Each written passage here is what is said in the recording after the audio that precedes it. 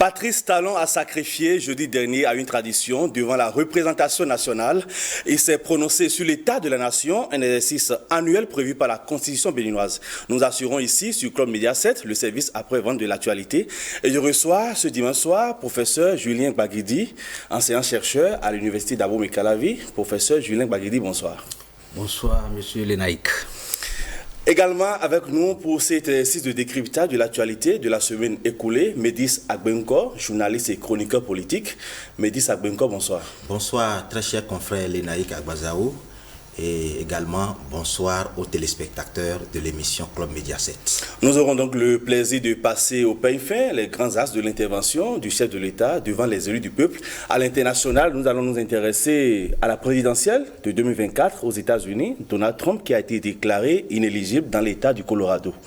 Mesdames, Messieurs, bonsoir. Le décor est ainsi planté. Acte 1 de cette émission, la revue de presse hebdomadaire de Marcela Rossi.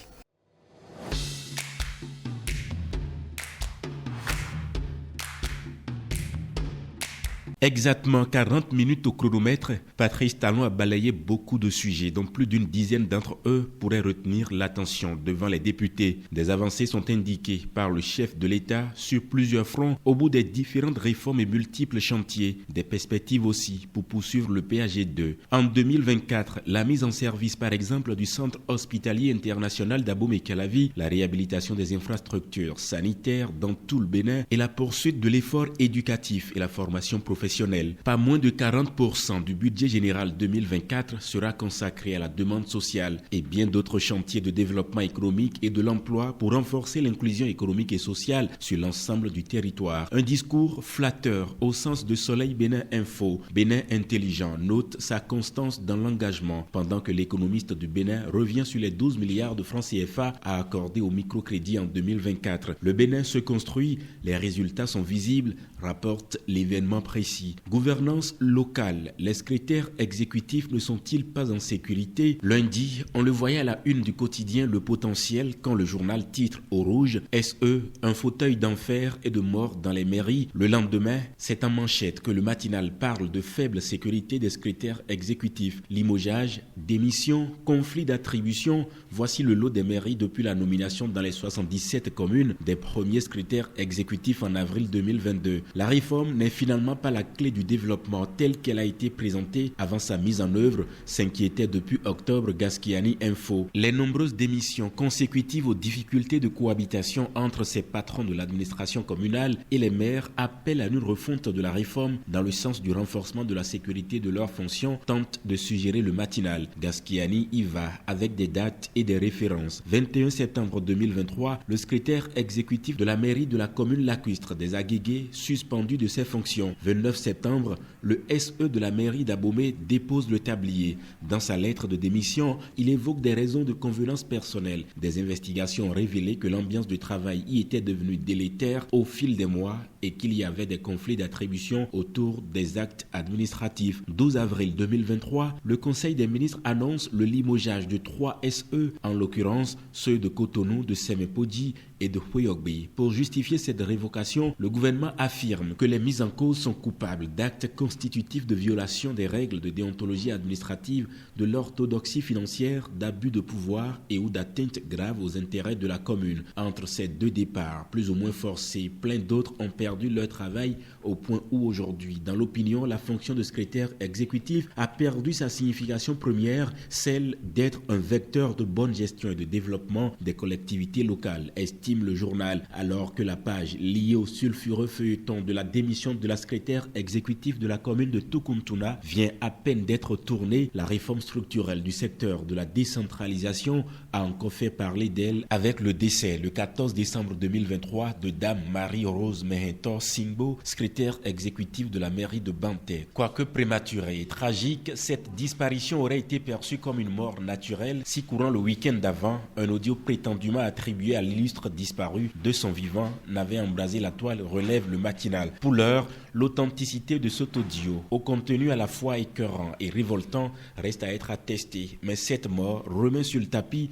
la question de la sécurité des cadres techniques et administratifs déployés à la tête des communes à la faveur lors de la réforme structurelle du secteur de la décentralisation qui a pris ses marques depuis le 1er avril 2022. Cette réforme ambitieuse vise spécifiquement à assurer l'efficacité du pilotage et de la gestion de l'administration communale, réduire les interférences politiques dans la gestion administrative et des ressources communales et enfin donner plus de visibilité aux actions publiques de développement dans les communes, reconnaît le matinal, qui estime tout de même que les partis politiques qui ont réussi à lever des sièges lors des dernières élections communales au Bénin ont une part de responsabilité dans les commérages et autres combines de certains maires contre la réforme structurelle de la décentralisation. Violente explosion dans le port de Conakry, un drame qui interroge. Le souffle de la déflagration qui, à en croire certaines sources, a décoiffé des maisons et provoqué l'effondrement de certaines bâtisses témoigne de la violence de l'explosion qui a embrasé le dépôt d'hydrocarbures de la société guinéenne de pétrole située dans le port de Conakry, dans la presqu'île de Kaloum,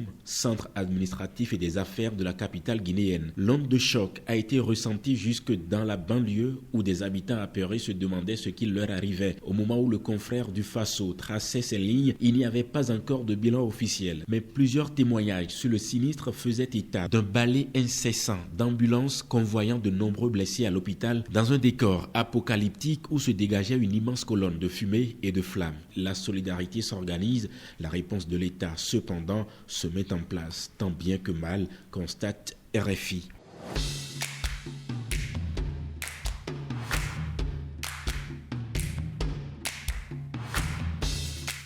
Merci à vous, cher Marcel Arrossi, pour ce condensé de l'actualité vue, traitée et relayée par les journaux au cours de la semaine. Le regard de nos invités sur l'actualité nationale, c'est dans la deuxième rubrique de l'émission, 7 jours au Bénin.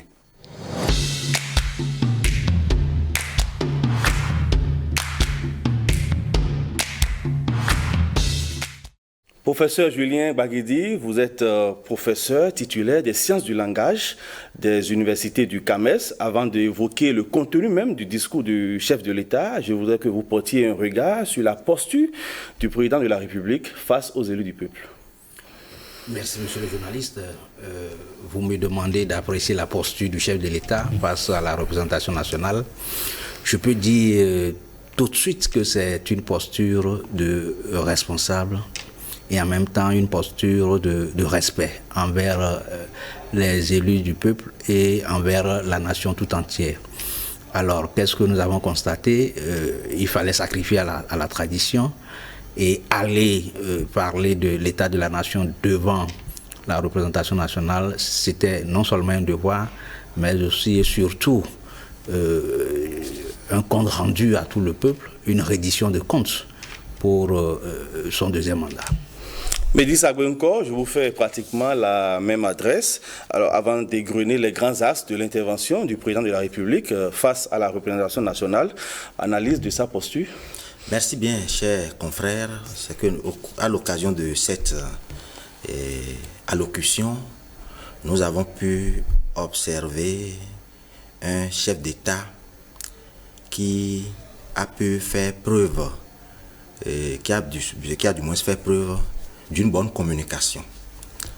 La communication a été efficace en ce sens que déjà, lorsque nous parlons de posture,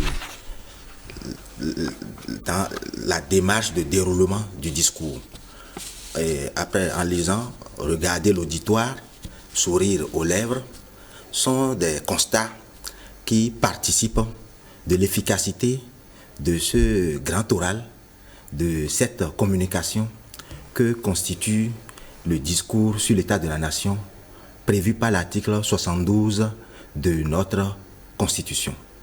Et également, s'agissant toujours de cette posture, au début, nous avons vu que dans les préparatifs, il y avait déjà un siège qui était apprêté d'abord, mais à son arrivée, il a attendu qu'on l'installe. Après, il a attendu de recevoir d'abord l'ordre de se lever.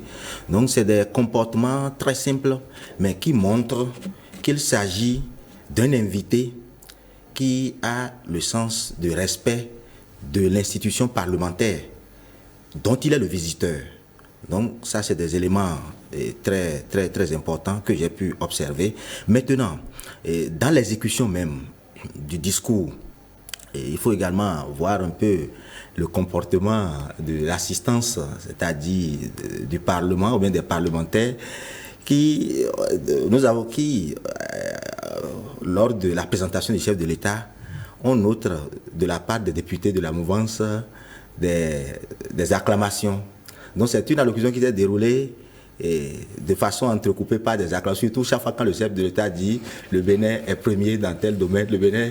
On vous aura compris, voilà. Professeur Julien Baguedi, c'est un discours bilan, comme le veut l'exercice, avec une fenêtre ouverte sur les chantiers futurs. Quels sont les points qui auront retenu, votre attention? Monsieur le journaliste, vous savez que le chef de l'État, c'est un président heureusement doté d'un pragmatisme hors pair.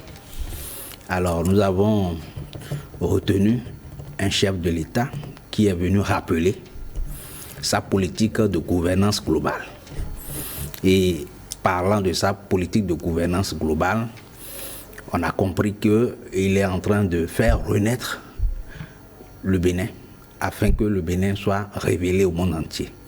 Donc il a pour mission essentielle, notre président de la République, de recadrer le Bénin dans tous les domaines de développement. Et dans sa politique globale de reconstruction d'un Bénin du futur révélé, on comprend que le chef de l'État met l'accent sur son programme d'action, ce qu'il a commencé à exécuter depuis 2016. Mais ce programme d'action est renforcé par des réformes majeures. Il a rappelé ces réformes et il a montré les piliers sur lesquels nous sommes en train de rebâtir le Bénin afin que les générations futures aient véritablement un pays développé.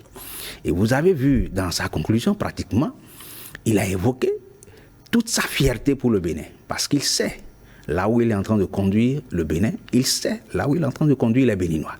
Et je puis me dire également que dans cette satisfaction, si véritablement tous ces grands piliers s'achèvent, le Bénin sera sur les rails du développement. Il n'y a rien à faire, ce sera un Bénin effectivement émergent.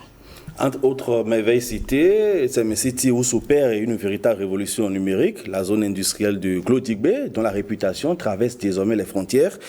Il a également évoqué la résilience de notre économie nationale malgré les chocs exogènes. Bien sûr, le chef de l'État, au cours de son intervention, a mis l'accent sur la résilience de l'économie et c'est en apportant des explications sur ce point que beaucoup d'informations sont sorties. Et en ce qui concerne la bonne place, la place de premier pour la plupart qu'occupe le Bénin dans les classements internationaux. On va y revenir. Donc voilà, donc déjà par rapport à la résilience, c'est que on a pu noter cet aspect qui concerne l'effort du peuple béninois et des progrès qui ont été annoncés et qui au finish ont été mis à l'actif de tout le peuple, et bien souligné par le chef de l'État, et puis également le volet de la maîtrise de l'inflation, bien développé par le chef de l'État. Mais avant d'en arriver là, c'est qu'il est remarqué que le chef de l'État a beaucoup plus insisté sur les actions relevant du social accomplies par le gouvernement. Là, il est important de les rappeler, puisque le chef de l'État a d'abord parlé des subventions, parlé de l'augmentation des salaires, des projets d'augmentation de la cagnotte de microcrédit, et avant de passer maintenant au volet de la résilience. Mais dans tout ce développement, il y a une phrase qui a retenu mon attention et qui exprime l'honnêteté de l'orateur. Citation, la cherté de la vie demeure d'actualité. Ça, le chef de l'État l'a reconnu. Donc, cette affirmation me permet de comprendre que nous avons un élu qui s'informe et qui connaît la réalité du terrain, puisque venu de l'autorité lui-même, et autant pour moi de l'autorité elle-même, et comme quoi il reconnaît que la cherté de la vie persiste. Donc, c'est le moment alors de dire que si le chef de l'État même reconnaît que la cherté de la vie persiste, donc que les actions sociales se multiplient davantage pour atténuer ce qui a été déjà fait. Puisque ce qui est fait a été énuméré. Donc, il faut encore mieux faire sur ce terrain pour qu'au prochain discours sur l'état de la nation, que le chef de l'État revienne nous dire voilà encore les nouvelles actions qui ont été posées en vue d'atténuer la cherté de la vie du peuple béninois. Le chef de l'État n'a pas omis de faire mention des couronnes qui sont tressées au Bénin par les organismes internationaux, les agences internationales de notation également. Oui, bien entendu. Vous savez, quand vous êtes dans une planification rigoureuse avec des réformes, il n'y a que vous êtes évalué à l'interne, c'est vrai, mais c'est surtout l'évaluation externe qui compte, qui peut vous gratifier des indices de développement. Et à ce niveau, je crois que notre pays est sur un très bon chemin. Les indicateurs sont prometteurs et nous pouvons, sans aucun orgueil, dire que nous sommes sur un très bon chemin de développement. Vous voyez, lorsque aujourd'hui le Bénin gagne la confiance des investisseurs, c'est une chance pour le développement, puisqu'en réalité, qu'est-ce qui peut nous amener au développement? L'émergence ou le développement pourrait passer par le développement de 4 secteurs essentiels. D'abord l'agriculture. Aujourd'hui, vous savez que la politique gouvernementale a déjà maîtrisé certains secteurs clés de développement agricole, mais aujourd'hui, la diversification est en cours, donc nous sollicitons beaucoup de partenaires financiers. Et pour ça, il y a de gros chantiers qui s'ouvrent pour le développement de l'agriculture, premier pilier de notre développement. Ensuite, il y a les questions d'industrialisation et de transformation. Et à ce niveau, vous voyez très bien que Glodjibé et Semesiti aujourd'hui constituent 2 pôles essentiels pour aller à l'industrialisation compétitive, en même temps doublée d'une éducation de haute qualité, puisque de l'autre côté c'est la transformation industrielle pour aller au commerce, mais ici c'est la transformation de l'intelligentsia en matière d'éducation et de formation. Donc Semesiti est un pôle très capital pour aller à ce développement et des transformations des intelligences pour la dotation de notre pays et de la sous-région de ressources humaines vraiment qualifiées. Donc c'est des points fortement à noter. Et ces 2 pôles, Semesiti et Glodjibé, nécessitent des investissements lourds. Et aujourd'hui, le Bénin est en train de gagner la confiance des investisseurs. Et il est très bien que dans ce discours sur l'état de la nation, le chef de l'État revienne sur ces aspects pour montrer le terrain qui est en train d'être balisé. L'autre chose, c'est la dynamique commerciale que nous allons pouvoir entretenir avec ces pôles de transformation que nous sommes en train d'identifier. Donc la dynamique commerciale sera appuyée de la dynamique des services. Donc lorsque nous prenons une mise en commun de tous ces éléments, le Bénin est sur des chantiers de gloire et de prospérité. Le Bénin est sur des chantiers de gloire et de prospérité, comme quoi le pays s'impose davantage dans le Conseil des Nations. Et pour reprendre le chef de l'État, je cite, « Nos efforts commencent à générer des transformations positives ». Fin de citation. Oui, nos efforts commencent à générer des transformations positives, bien sûr. Et c'est vraiment l'un des passages clés, l'un des passages phares de l'allocution du président de la République. Et je reviens encore sur la place du Bénin dans les classements internationaux. Bon, donc si effectivement les efforts ne produisent pas les fruits, ne tenaient pas les promesses des fleurs, on n'en serait pas là. Donc ça veut dire que les justificatifs déjà de cette affirmation sont déjà contenus dans le discours. Et c'est tout un chapelet qui a été égrené pour illustrer ce point. Bien sûr, bien sûr. Et également, lorsqu'on va au-delà des classements, Et dans la vie sociale, quand on circule, bon, on sent quand même que ça bouge. C'est beaucoup plus sur le terrain des infrastructures routières, donc des projets de développement qui poussent et qui évoluent vite. Moins d'éléphants blancs, avec moins d'éléphants blancs. Donc ça, c'est des points positifs à l'actif du gouvernement. Puisqu'il faut vraiment le reconnaître, c'est que on a pratiquement plus d'éléphants blancs. Parce que quand ça commence, on est au moins sûr que ça finit par être concret. Ça finit par se faire voir, ça finit par se construire, ça finit par être visible.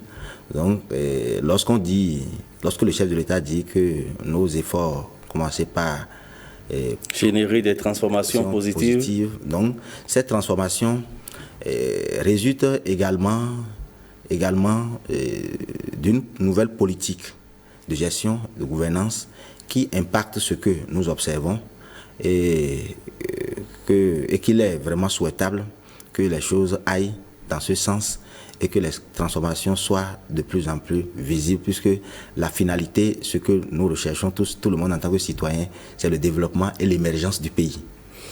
Professeur, il y a un pan du discours du chef de l'État qui a eu un effet viral. Je cite, « Le Bénin se construit aujourd'hui sans pose de première pierre, sans coup de première pioche et même sans inauguration. » Analyse et décryptage. Oui, vous m'amenez à un exercice d'honnêteté. Et pour être honnête, nous avons un chef de l'État très humble, mais en même temps très ferme. Il est doté d'une honnêteté et d'une fermeté. Et vous comprenez dans ce propos que le chef de l'État ne recherche pas de la popularité, ou du moins du populisme. Voilà un chef de l'État qui sépare populisme et responsabilité de développement. C'est un chef de l'État qui ne veut pas être dans tous les coins et les recoins pour qu'on reconnaisse que c'est lui qui est en train de faire ci ou ça.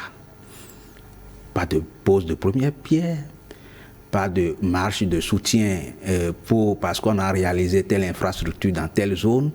Il n'en a vraiment pas besoin. Vous y voyez une certaine allusion? Non, pas du tout. Je parle de l'humilité de l'homme et de l'honnêteté de l'homme. Il est venu pour une mission. Il a été élu pour une mission. Et cette mission, nous la connaissons tous, c'est le développement du Bénin. Donc, sans tambour ni trompette, il est en train de conduire notre pays sur le chemin du développement. Il est vrai que tout n'est pas encore rose. Parce que dans tout ce que nous avons écouté, il y a des éléments de force, mais il y a en même temps des éléments de faiblesse. Et comme toute humaine n'est jamais parfaite, le chef de l'État lui-même en est conscient. Et sur les points de faiblesse, il saura comment réajuster son programme d'action, comment refaire une certaine planification pour rattraper les insuffisances, les faiblesses, de sorte à ce que tous se sentent épanouis et accompagnent cette programmation, cette planification pour que nous ayons le développement. Donc le chef de l'État, c'est vrai qu'il est à son deuxième mandat, même à son premier mandat, on l'a vu, très humble, très simple, très effacé, mais très efficace dans les actes, dans les actions. Donc c'est ce que nous recherchons pour un président de la République qui veut réellement conduire notre pays très loin. Sans calcul politique, sans calcul politicien, le chef de l'État est en train de dérouler son agenda en fonction de son programme d'action, en fonction de sa politique de gouvernance initiale, sa vision initiale pour accompagner ce Bénin, notre pays, notre cher pays, au développement. Et dans la même veine, évoquant la question des microcrédits, il dit « Nos mères, nos femmes et nos sœurs en particulier ne sont plus obligées de se parer d'uniformes qui leur coûtent une partie du prêt obtenu, de s'exposer au soleil, de prendre des journées entières en vue de louer de soi-disant bienfaiteurs. » Confrère Boisao, vous avez vraiment pu sélectionner des extraits, face auxquels je vais juste dire, à qui sait comprendre, peu de mots suffisent.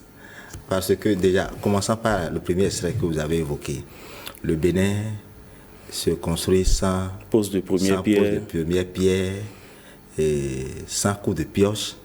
Et vous posez la question de savoir si on ne lit pas une allusion. Bon, là, la réponse que moi je peux donner face à cette question est de se poser la question de savoir si par le passé, est-ce qu'il y avait des poses de première pierre sous un chef d'État? Est-ce qu'il y avait des coups de pioche? Bon, ça, c'est des interrogations. Bon, les Béninois pourront répondre à ces interrogations. Bon, puisqu'il est bien dit que le pays se construit sans pose de première pierre. Aujourd'hui. Aujourd'hui. Voilà. Aujourd'hui que le pays se construit sans pose de première pierre et sans coup de pioche. Donc, est-ce à dire que les poses de première pierre et les coups de pioche étaient érigés en mode de gouvernance et que cette pratique a disparu? Ça, c'est une question. Bon, du moment où nous sommes tous Vous avez évoqué tout à l'heure la question des éléphants blancs qui ont disparu aujourd'hui. Bien sûr. Maintenant, là, l'extrait concernant les femmes qui s'habillent en uniforme et attendent à longueur de journée, c'est vrai, c'est une pratique qui a disparu puisqu'il y a moins de populisme autour des microcrédits et plus d'engouement. Le projet continue. Et la cagnotte a été augmentée. Mais on ne ressent plus le populisme autour. Les grandes manifestations, on dit c'est les femmes microcrédits, les femmes bénéficiaires de microcrédits qui s'organisent. Bon. Donc on n'observe plus cela. Bon, aujourd'hui, mais est-ce à dire que par le passé, ça se passait? Donc, à qui sait comprendre bien vraiment? Non, mais essayez d'apporter quand même des éléments de réponse à toutes ces insinuations, Métis Agbenko. À qui sait comprendre? Peu de mots suffisent. Mais le français est bien clair. Il dit aujourd'hui, cela ne s'observe plus. Et c'est vrai. Parce que les femmes bénéficient des ressources sans tambour ni trompette. Elles vont chercher les fonds, elles entreprennent et puis leur projet évolue. Et puis il y a même des zones dans lesquelles les femmes s'organisent pour vite rembourser afin de donner des chances à d'autres. Donc sur le terrain, bon, on sent quand même vraiment une volonté plus accrue en faveur de ce projet qui fait quand même du chemin, mais avec moins de bruit. Il n'y a plus de bruit autour. Voilà, donc effectivement, il n'y a plus d'uniforme. Il n'y a plus de directeur général à célébrer, directeur général de microfinance à glorifier. C'est vrai, de façon honnête, il faut le reconnaître, c'est que le culte de la personnalité autour du programme de microcrédit a cessé. Ça, il faut le dire, ça a cessé aujourd'hui. Mais est-ce à dire que hier, ça se passait? En tout cas, Professeur Julien Baguidi, Métis semble ne pas vouloir apporter des réponses claires et précises à mes questions. Alors, à qui fait allusion le chef de l'État? Non, il a apporté des réponses. C'est que lui-même a posé d'autres questions auxquelles il n'a pas répondu. Il a répondu à mes questions par d'autres questions? Oui, par d'autres questions. Alors, non, le chef de l'État ne fait allusion à personne. Il fait allusion aux pratiques anciennes des politiciens dans notre pays. Sous quel régime précisément? Sous tous les régimes. Sous tous les régimes. Depuis le renouveau démocratique. Depuis 1990, des gens ont agi comme ça. Ils ont agi par des poses de première pierre lorsque ils sont auteurs ou responsables d'une entrée financière au bénéfice du pays. Il y a des marches, il y a des accueils glorieux qui s'observent ça et là. Il y a quand même un régime défunt qui s'est illustré comme champion en la matière. Ce n'est pas une question de régime défunt. Depuis le régime du président Soglo, en passant par le régime de Kérékou II, Kérékou démocratique, et le régime du président Yahi, nous avons observé ces scènes de politisation de tout. Figurez-vous, moi je vais être franc, hein, si le chef de l'État actuel, le président, son Excellence Patrice Talon, se mettait dans cette posture d'être à tous les rendez-vous, de pose de première pierre, de réception de telle infrastructure, je vous jure que ce sont les populations elles-mêmes qui vont dire ce président ne peut pas abandonner la gouvernance du pays. Ce sont nos populations elles-mêmes qui vont même lui réclamer un 3e mandat. Et je crois que le chef de l'État n'en a pas besoin, ce n'est pas son objectif. Il est très respectueux de la Constitution, il est en train de faire son job, et je crois qu'aujourd'hui, quand on mesure ce qu'il a fait, on peut être satisfait dans l'évaluation des réalisations. J'ai dit tantôt qu'il n'y a pas que de satisfaction sur toute la ligne, il y a des points de faiblesse. Mais il en est conscient, ces points de faiblesse seront corrigés. Si je donne un exemple de points de faiblesse au niveau du système de l'enseignement supérieur, il n'y a que quelques données traînent en matière de recrutement des enseignants, la construction des infrastructures n'accompagne pas toujours tous les efforts gigantesques qui se font pour tout le pays. Beaucoup de stades ont été construits, beaucoup de marchés ont été construits, les infrastructures routières, n'en parlons plus, les logements sociaux. Donc, vous voyez, si tout ça, le chef de l'État était présent pour toutes ces réalisations, dans tous les coins et recoins de notre pays, dans toutes les communes, je suis sûr que sa popularité aurait pu être autre. Mais il n'est pas dans la logique de politique politicienne. On vous aura compris, professeur. Métis Agbenkor, un mot sur la lecture du chef de l'État, de la situation qui prévaut dans la sous-région. Bon, c'est l'un des aspects du discours au niveau de la sous-région où le chef de l'État a évoqué la question de la lutte contre le terrorisme, qui est un sujet d'actualité dans la sous-région ouest africaine. Et là, c'est heureux de reconnaître que ce n'est pas une mutualisation des efforts que les nations pourront vraiment parvenir à vaincre ce danger qui sévit, bien ce mal qui sévit dans tous les pays. Ça, c'est un point très important et c'est heureux que le chef de l'État s'est prononcé là-dessus, la question du terrorisme, et puis également la question des relations avec le Niger, qui a été également passée en revue, est un aspect pertinent, également un aspect pertinent du discours où le chef de l'État a quand même réaffirmé la bonne foi en précisant qu'il n'y avait aucunement une intention de nuire ou de faire mal ou bien de compliquer la vie à un peuple frère et voisin, mais que il s'agissait des mesures quand même liées à une situation. Donc c'est très bien que le chef de l'État soit revenu sur ces questions qui ont fait l'objet vraiment d'explications convaincantes, bien entendu, et ces deux questions liées à l'actualité sous-régionale que sont le terrorisme et la situation du Niger. Sur la question du Niger, professeur? Oui, sur la question du Niger, le chef de l'État a encore fait preuve d'honnêteté. Vous savez que le Bénin appartient à des ensembles communautaires. Le Conseil de l'Entente qui ne fonctionne plus très bien, nous le savons, mais nous sommes aujourd'hui dans l'UEMOA, dans la CEDEAO, et le chef de l'État, à aucun moment, ne s'est désolidarisé des mesures prises par la CEDEAO. Vous voyez, c'est des postures de responsables. Parce que si le Bénin s'était désolidarisé des décisions de la CEDEAO, on allait comprendre tout de suite que c'est lié à notre proximité avec le Niger et que nous voulons tout de suite sauvegarder nos intérêts immédiats au détriment de la consolidation, de la pacification de notre communauté commune, c'est-à-dire la CEDEAO. Alors, quand le chef de l'État a opté pour le soutien de la CEDEAO, il faut le comprendre et je crois qu'il a très bien fait pour revenir sur des justifications honnêtes et nécessaires pour comprendre véritablement la posture de gouvernance et l'appréciation de la géopolitique liée à cette question. Alors, lorsque d'autres pays, quand bien même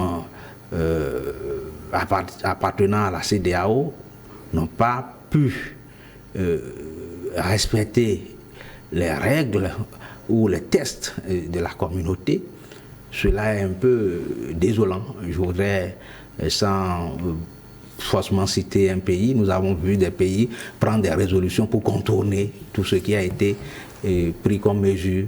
Moi, je pense que c'est de la tricherie et je crois que dans une introspection plus responsable, la CEDEAO elle-même doit commencer pas seulement à sanctionner les pays où nous avons l'écoutement des systèmes démocratiques par des coups d'État, mais également punir les pays qui soutiennent par des maladresses, par des comportements d'escalade des sanctions, parce que si ces pays continuent à se comporter comme ça, c'est comme si la CEDEAO n'a plus d'orientation maîtresse sur ce qui se passe dans la sous-région.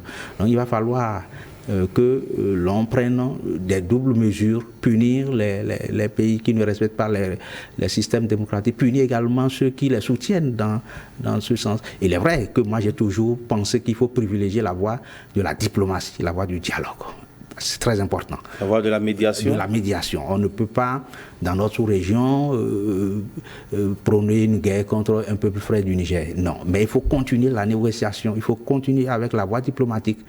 Et dans ça, tous les pays devraient être convergents et se soutenir mutuellement. Mais lorsqu'on constate que d'autres pays trichent et aident ceux qu'on sanctionne, cela est un peu comme une communauté désordonnée et il va falloir régler ces choses dans des tests futurs pour que tout le monde soit recadré.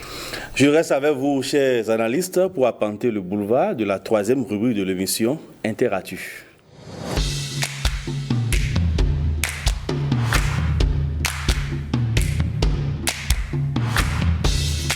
Et je reviens à vous, cher Médis Agbenko. Donald Trump est déclaré inéligible dans l'État du Colorado. C'est une décision de la Cour suprême de cet État de l'Ouest des États-Unis. Donald Trump qui n'a pas fini de répondre de ses actes. On se souvient qu'il avait notamment appelé ses partisans à marcher sur le Capitole.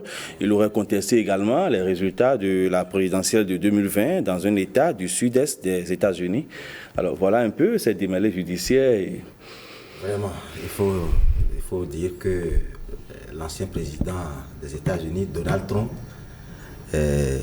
continue de vivre des difficultés après le pouvoir. Surtout au cours de l'année 2023, il y avait déjà des années judiciaires, des antécédents judiciaires qui n'ont pas fini de faire des vagues, n'ont pas été complètement bouclés. Et il y avait cette question de fraude fiscale, dossier d'agression, et maintenant, sans transition, c'est l'inéligibilité qui vient d'être prononcée par la Cour suprême, par une juridiction du Colorado, et par rapport à un fait antérieur lié aux élections. Oui. Bon, donc, ça, il faut d'abord préciser que la décision de cette juridiction s'inscrit dans le cadre du 14e amendement à la Constitution américaine, où je crois avoir par le passé lu quelque part que lorsque un élu, une autorité publique pose des actes d'incitation à l'insurrection, qu'il doit être déclaré inéligible. Toutefois, ça a été même nuancé, que c'est susceptible de recours. Il y a même une guerre de théorie autour. Donc c'est une décision qui ne fait pas encore l'unanimité, même au niveau de cette juridiction. Puisqu'il y a même des juges qui ont voté, qui ont émis des avis dissidents. Donc la question continue. Et puisque c'est même susceptible de recours, c'est d'attendre peut-être ce que dira la Cour suprême même des États-Unis, qui constitue le dernier rempart en ce qui concerne ces genres de questions pendantes devant les juridictions. Mais il faut dire que c'est vraiment regrettable, parce que depuis sa descente du pouvoir, depuis son retrait, sa sortie de la Maison Blanche, en réalité, il n'a vraiment pas eu... Sorti malgré lui? Malgré lui, bien sûr. Pas eu vraiment de temps de se reposer. C'est de tribunaux, c'est à travers des tribunaux ou bien de juridiction en juridiction. Donc, espérons que l'actualité qui défraie la chronique en ce qui concerne son inéligibilité puisse évoluer et connaître peut-être une suite heureuse dans l'espoir que cela contribuerait à laver un peu l'honneur de cet homme d'affaires et homme politique des États-Unis, et qui, comme il faut encore le repréciser, est régulièrement éclaboussé par des scandales. Voilà. Alors, professeur, c'est un véritable coup de poignard pour le tonitruant Donald Trump, qui a de fortes chances quand même de remporter les primaires au niveau des républicains. Les regards sont maintenant tournés vers la Cour suprême des États-Unis, qui a jusqu'au 4 janvier prochain pour trancher la question. Oui, vous voyez, la situation ne m'étonne pas, étant donné que Donald Trump, c'est un ancien président de la République, et puis c'est un poids lourd de la politique américaine. Un poids lourd parce qu'aujourd'hui, quand on ira aux primaires chez les républicains, c'est sûr qu'il sera en tête. Donc, les républicains n'ont pas encore une autre carte de rechange pour aller en compétition avec les démocrates. Donc, pour ça, le jockey Donald Trump, il faut lui coller tous ses antécédents, c'est clair, et c'est de la bonne guerre, et ça se comprend. Les démocrates feront tout pour qu'il soit peut-être inéligible ou connaisse des difficultés ou le ramener à une perception de vulgaire individu capable de désorganiser tout le soubassement du système démocratique américain. Donc, le présentant sous cette posture, lui collant cette perception, il est Mais clair. quand vous jetez un regard dans le rétroviseur avec tout ce qu'il a eu à faire au lendemain des résultats de la présidentielle 2020, comment appréciez-vous ces actes? Non, en fait, le président Donald Trump s'est laissé un peu emporter. Il s'est laissé emporter parce qu'il était sûr de gagner ces élections. Alors, lorsque... Tu l'as appelé ses partisans à marcher sur le Capitole? Il a été maladroit. Il n'a pas su garder ses nerfs, puisque quand vous êtes à de postures président de la première puissance internationale, la première puissance mondiale, il faut savoir raison garder. Donc sur ça, il n'a pas su tenir ses nerfs et c'est vraiment dommage, c'est désolant. Mais pour mon appréciation personnelle du personnage, je peux vous dire que c'est l'un des meilleurs présidents des États-Unis. Ah bon? Oui. Vous savez, nous sommes, le monde entier aujourd'hui en train de souffrir de crises inutiles. Hein, la guerre russo-ukrainienne, la montée de la violence dans le Proche et Moyen-Orient. Je vous jure, ça c'est mon appréciation personnelle, c'est ma lecture personnelle. Si Donald Trump était là, on n'aurait pas eu ces choses. Si vous vous rappelez, les démocrates l'avaient même accusé d'avoir été soutenu par les Russes. Donc, quoi qu'on dise, Donald Trump est un personnage proche des Russes. Et à aucun moment, il n'allait autoriser des escalades du régime ukrainien provoquant la Russie jusqu'à un déclenchement de guerre. Je ne vous coupe pas, professeur. Je ne vous coupe pas. Médis Agbunkor, partagez-vous cette perception du professeur? Moi, de ma position d'Africain, lorsqu'on parle de Donald Trump, la perception que nous avons de lui est connue. C'est un Américain qui tient des propos qui relèvent du sentiment anti-nègre. Et par rapport à ses réactions contre l'immigration. Ça, c'est encore une autre question, Médis. Voilà. Donc, ne mélangeons pas le débat. Voilà. Bon, oui. Non, puisque quand le professeur apprécie le personnage selon son point de vue. Non, à l'aune des conflits dans le monde. Voilà. À l'aune des conflits dans le monde, je parle de sa proximité avec la Russie. Ça n'aurait jamais déclenché cette guerre. Je vais simplement répondre à ça. Qui affecte c'est tout le monde entier. Voilà. Maintenant, l'aspect qui m'intéresse beaucoup plus par rapport au personnage, c'est sa philosophie raciste développée à travers le monde. C'est beaucoup plus ça, l'impression négative que le continent nègre a de Donald Trump. Alors, de toutes les façons, en fait, c'est pas le continent qui a une perception de Donald Trump. Le continent pourrait avoir une perception contre tous les Occidentaux de façon globale. Ce n'est pas une question liée à Donald Trump.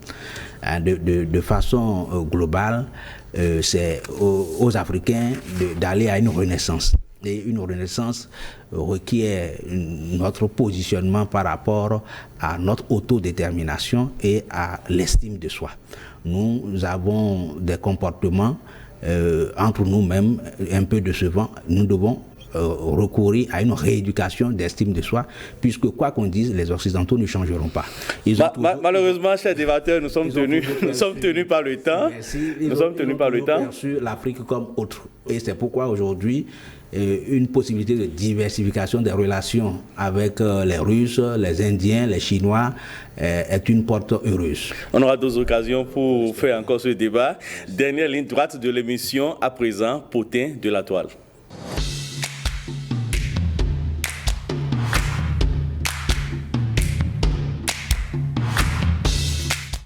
Mehdi Sagbenko, la traque contre les cybercriminels, les Gaimen s'intensifie, surtout en cette période de fin d'année. Pas un seul jour ne passe sans des arrestations. Le sujet alimente la toile. C'est un bon combat qui est en cours contre la cybercriminalité qui représente un danger, un drame pour notre pays. Puisque lorsqu'on parle de la cybercriminalité, il ne faut pas seulement voir donc criminalité économique, les actes d'escroquerie, de fortes sommes. Il faut également voir le crime de sang, donc qui se développe autour au nom des crimes rituels, tout ça. Donc, quand aujourd'hui il y a une lutte sans merci qui est engagée contre un tel phénomène, c'est qu'il faut vraiment l'encourager pour les besoins de la protection des personnes, la protection de la sécurisation des personnes et également pour la restauration de l'image de marque de notre pays. Parce que de plus en plus, il est noté parfois des cas de déperdition d'adolescents qui se reconvertissent dans cette filière d'arnaque, communément appelée la cybercriminalité. Et puis, si l'hémorragie n'est pas vite arrêtée, à cette allure, ça finira par prendre les dimensions d'une carrière envisagée, où, par exemple, des jeunes pourront sortir de la maison, auront passé toute une journée, toute une semaine dans des cybercriminalités en train de travailler à escroquer, comme ça a même déjà commencé. Comme ça a commencé. Alors, professeur Julien Baguidi, que dites-vous à vos étudiants relativement à la question? Vous voyez, c'est la crise de l'employabilité qui est pointée du doigt, mais à aucun moment ces jeunes n'ont de raison à aller vers la cybercriminalité. Quand bien même il y a le chômage, il y a les questions d'emploi difficiles, il y a toujours des possibilités d'aller vers des emplois décents. La cybercriminalité aujourd'hui doit être combattue avec la dernière rigueur, avec toute l'énergie qu'il faut, et j'en félicite le gouvernement du président Talon. Il n'y a pas de solution, il faut que ces jeunes se reconvertissent, se prennent au sérieux, puisque les conséquences sont dramatiques. Conséquences économiques et conséquences criminologiques. Je pense qu'il faut vraiment taper dur pour que ça recule. 30 secondes pour finir, Mehdi Sagbenko. Que le ratissage continue et que la trilogie population, OCRC, CRIET soit renforcée pour que nous puissions atteindre l'objectif zéro cybercriminalité au Bénin. Ce sera pour le bonheur des populations. Merci à vous, chers débatteurs. Ce sera tout pour Cloud Média 7 de ce dimanche. Je le rappelle, j'ai reçu le professeur Julien Baguidi, enseignant-chercheur à l'Université d'Abomey-Calavi. Merci, professeur. Merci, cher Lénaïque. Mehdi Sagbenko, journaliste et chroniqueur politique, merci. Merci, chers confrères, pour l'invitation. Merci à toute l'équipe de préparation et de réalisation de cette émission. Merci à vous aussi, chers amis téléspectateurs. Joyeux Noël.